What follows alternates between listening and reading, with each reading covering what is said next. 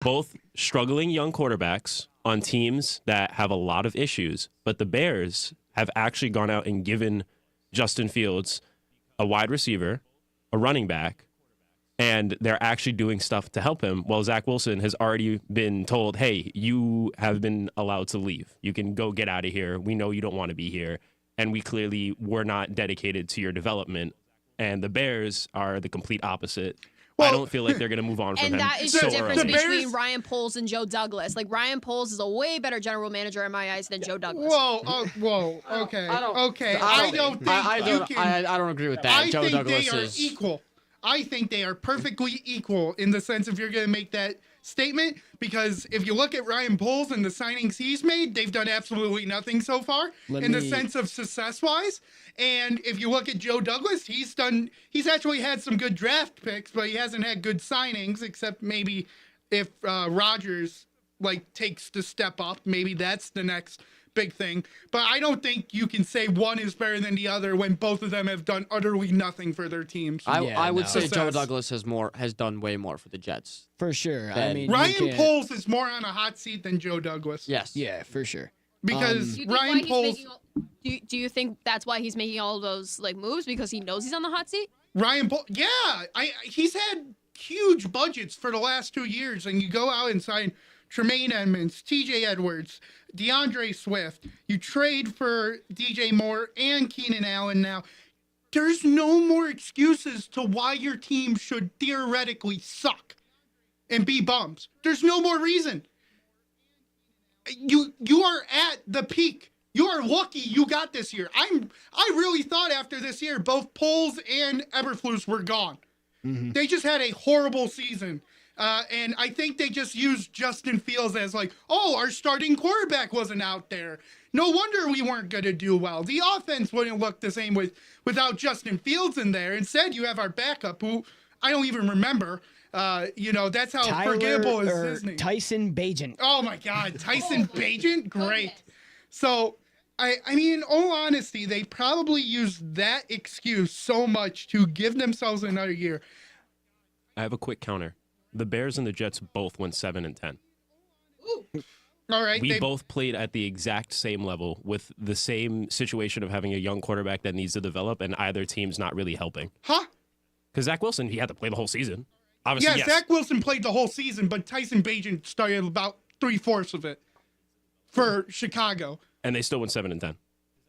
Right, so that's actually proving to me that Chicago's actually doing a little bit better in that sense. I believe they might be, because right now it's all falling on Robert Saleh. But it could be different because we have seen Zach Wilson, I mean, at least as a divisional opponent, 2 times every year. He just doesn't look like an NFL quarterback. At least Rodgers, for however old he may be, can still swing the ball wherever he wants. Yeah. Zach Wilson is still, I would like to say, if he would say it publicly, he's afraid of ghosts just like his past counterpart, Sam Darnold. I will say that's why, as much as I loved Justin Fields coming out, and I love the hype around him, and I do think he can play in this league. But I'm going to go out and say the same thing that you just said about Zach Wilson. He hasn't proved the ability to yet. He has not proved the ability to be a true NFL quarterback yet. He's proved the ability to be a great playmaker, right? But he hasn't proved the ability to be an NFL quarterback.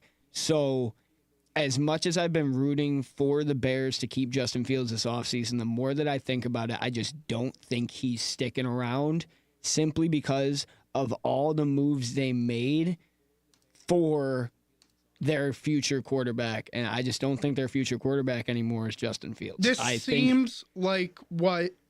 I think they're loading up for Caleb Williams. In some comparison, even though it's not a great comparison, you could say it was like the Panthers getting Thielen and DJ Chark to help out Bryce Young. It's older, experienced wide receivers who are going there to help somebody. I agree, but Adam Thielen and DJ Chark are not on the level I understand. at all. That's why I DJ said Moore and Keenan Allen. That's why I said it's a comparison. It's not a great comparison. Mm-hmm.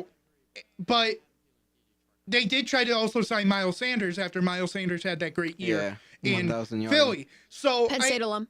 I mean, there is like a a kind of connection, if I can say, that kind of says they're doing the same thing for a rookie quarterback. And I've said it before multiple times. Justin Fields appears in the second half. He just doesn't get the motors rolling fast enough. And I think they want somebody who can be their quarterback 24/7, no matter the week. Fields to me seems like a backup where he can start a game or two if your starter gets hurt, and he'll be perfectly fine. But if he's going for a long stretch, kind of like Zach Wilson, at some point he's going to fall off the cliff. I want to see somebody give him one more shot. I want to see some team make an offer for Justin Fields. I don't care. I know I don't care if it's the Broncos. I don't care if it's the Vikings somehow swing for him. I don't care if it's a team that has like a QB battle and just gives him a shot in training camp, or a team that has no quarterback at all at the moment, and we're all thinking, oh, they're going to draft a quarterback like the Patriots, for example. That's where I was going to go, where there have been rumors of him and the Patriots having, at least Chicago and the Patriots having talks. Yeah, I mean, and there are other teams, as much as I would hate to see it. I mean, Justin Fields to the Titans is not looking too bad at the moment, just for a QB comp with Will Levis. Like, there are teams out there with these subpar to mediocre quarterbacks who haven't proven a lot yet that can go out and get a guy like Justin Fields for probably not the biggest capital. I mean, I do agree with what you said a couple weeks ago where he hasn't been traded yet. They're probably asking $1.50 for him. But I'm sure somebody can swing something with Chicago and give their QB room something to talk about in the offseason. I bet what it's going to happen is that it's going to happen on draft day. Because what I've noticed is whenever a high player, or at least a well-talked about player, is going to be put on the market for a trade, that doesn't happen during free agency, right as it hits draft day, their value just rapidly decreases. So probably that second, third rounder that Chicago is asking for right now probably turns into a fourth or fifth. Yeah. It turns into I have a day 3 point. pick. Because Ryan Clark made it a point, I think, 2 days ago. Why are we talking like this is, like, inevitable? Why aren't they building it for Justin Fields? Why hasn't that been a thought? Like, maybe they really are just all in on Justin Fields, and they're building it for him. And I think that's a back-of-the-mind thought until he gets traded, because it's not 100%. It's not 100% Caleb Williams until he gets traded. Exactly. So I think I just think the idea of that Justin Fields is not going to be traded, and that they're good. Justin Fields is their guy. Has to be brought up. There's definitely that. It's not impossible. Until somebody sees him off, it's a definite possibility, no matter how low it is. But I also think Caleb Williams is just a big name, and they want to push Caleb Williams a lot. Because he is the big quarterback, and if you can get anything out of a big quarterback name before the draft, you milk it like it's a cow. You also got to think about. That's another. Like, speaking of the draft, I don't mean to push the topic, but at the same time, you got to think about, like Justin was saying, it was a possibility for Justin Fields to go to the Minnesota Vikings. Well, the Minnesota Vikings now have 2 first-round picks after a draft trade with the Houston Texans. No, it's an earlier second round pick. Yeah, it was. Or no, it's an earlier first round pick. They traded their first round pick to move up a couple of spots. Right. Yeah. So, no, this is what I saw on NFL.com. It was because the Vikings now have the 23rd overall pick. Yeah. And they traded 24. Right. Yeah. So it was one of those things then where it says Friday's trade gives the Vikings 2 first round picks, the number 11 overall pick and the number 23. Yeah. Oh, that's right. So they do have next year. Yeah, it's a second rounder next year. Over there, losing his mind. Oh my God! But before we move on, Breaking news.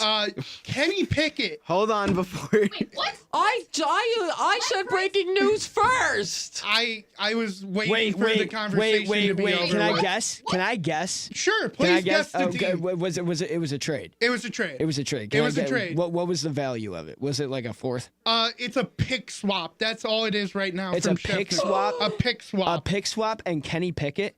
Yeah, Kenny Pickett. Yep. That team? Is it Denver? No. It's the Philadelphia Eagles. Whoa! That's your quarterback now, bud. Yeah. Wait, what just happened?